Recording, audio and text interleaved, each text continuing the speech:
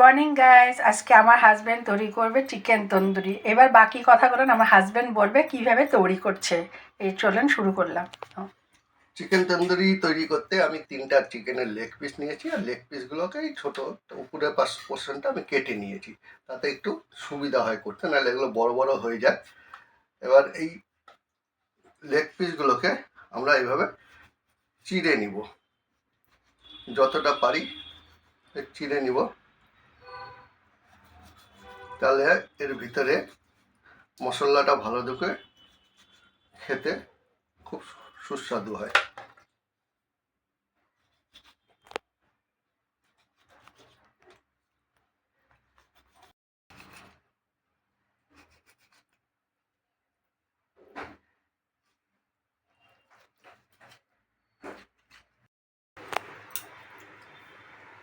মাংসগুলো চেরা হয়ে গেছে। এবার আমি এটাকে ম্যারিনেশন করার জন্য প্রথমে আমি 1 চা চামচ গোলমরিচ এর মধ্যে ছিটিয়ে দিচ্ছি।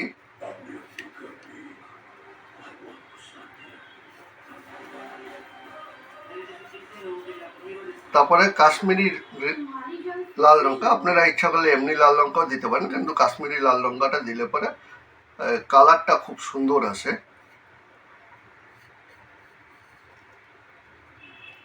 1 চা চামচের মতো কাশ্মীরি, আর স্বাদ মতো আপনারা লবণটা দিবেন। দিয়ে এটার মধ্যে অর্ধেক লেবু, পাতি লেবু চিপে দিবেন। আমার পাতিলেবুটা সেরকম রস নেই দেখতে পাচ্ছি, তো আমি আরেকটা অর্ধেক আমি দিয়ে গোটা একটা লেবুই দিয়ে দিলাম।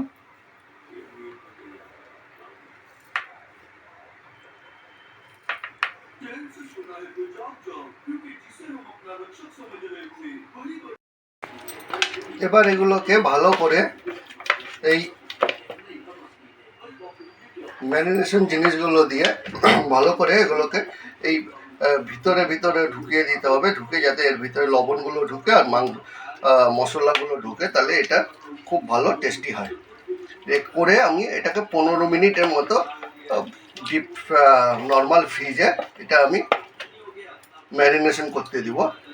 এটা হচ্ছে ফার্স্ট ম্যারিনেশন। সেকেন্ড একটা ম্যারিনেশন হচ্ছে, সেটা আমি 15 মিনিট পরে আমি আপনাদের আবার দেখাচ্ছি।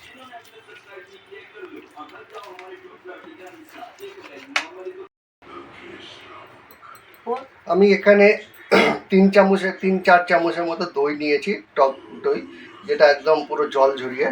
তার মধ্যে গরম মশলা দিচ্ছি 1 চামচের মতো, কাশ্মীরি লাল মির্চি 1 চামচের মতো, আর যেহেতু ওখানে আমি লবণ দিয়েই রেখেছি, সেই জন্য এখানে একটা অল্প লবণ দিয়ে এটাকে আমি প্রথমে সেকেন্ড ম্যারিনেশন করার জন্য এটার ম্যারিনেশনের মশলাটা বানাচ্ছি। তার ভিতরে অল্প একটু সরষের তেল দিব, দিয়ে এটাকে পুরো ভালো করে এটাকে মিক্সড করে নিব।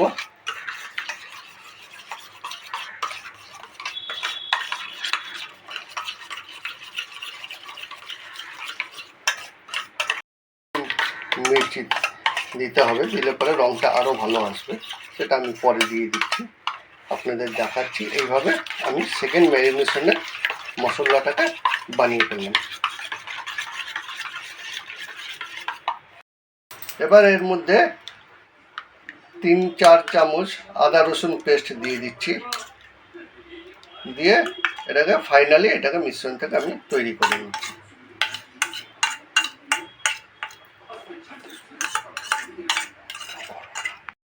মাংসটা 15 মিনিট ম্যারিনেশন হয়ে গেল, ফার্স্ট ম্যারিনেশন। এবার আমি সেকেন্ড ম্যারিনেশনের জন্য যে মিশ্রণটা বানালাম, সেই মিশ্রণটা দিয়ে আমি এই প্রত্যেক কটা মাংসর ভিতরে খুব ভালো করে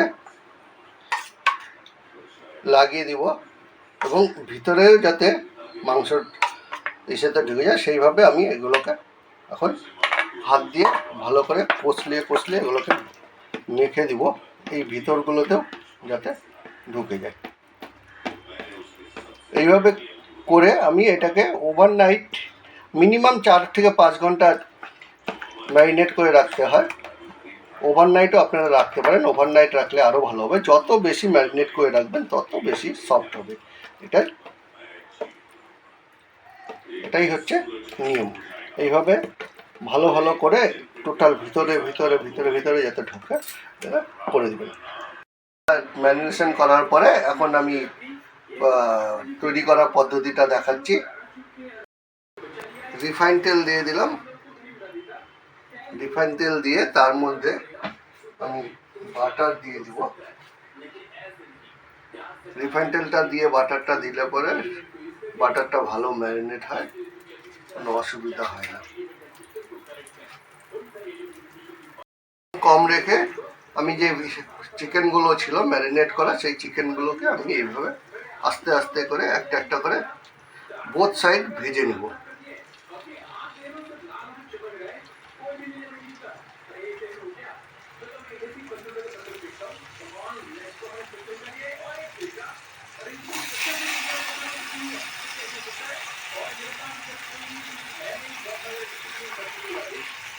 এবার এক্সট্রা যে মশলাগুলো আছে সেই মশলাগুলো আমি এখানে দিয়ে দিব।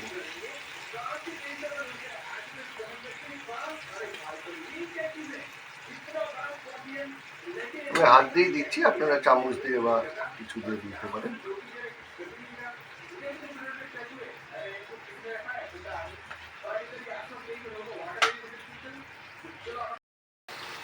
এক সাইড এরকম হয়ে গেলে পরে আস্তে করে ধরে হাত দিয়ে ধরে বা ইসেতে ধরে এটাকে উল্টে দিন, আরেক সাইড করুন।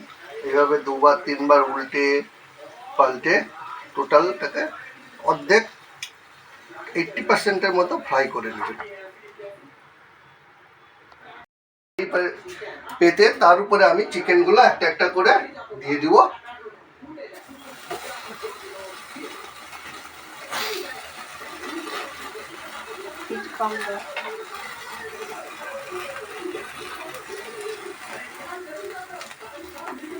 এটাকে উল্টে পাল্টে ভালো করে পুরোটাকে পুড়িয়ে দিব।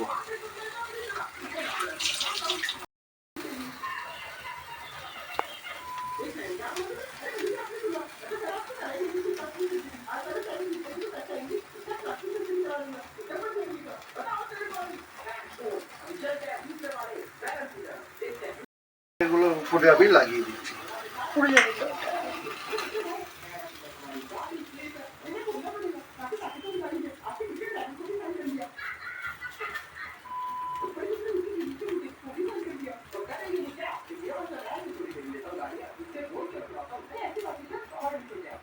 যখন আবার উল্টাবো ওই সাইডটা দিয়ে দিব।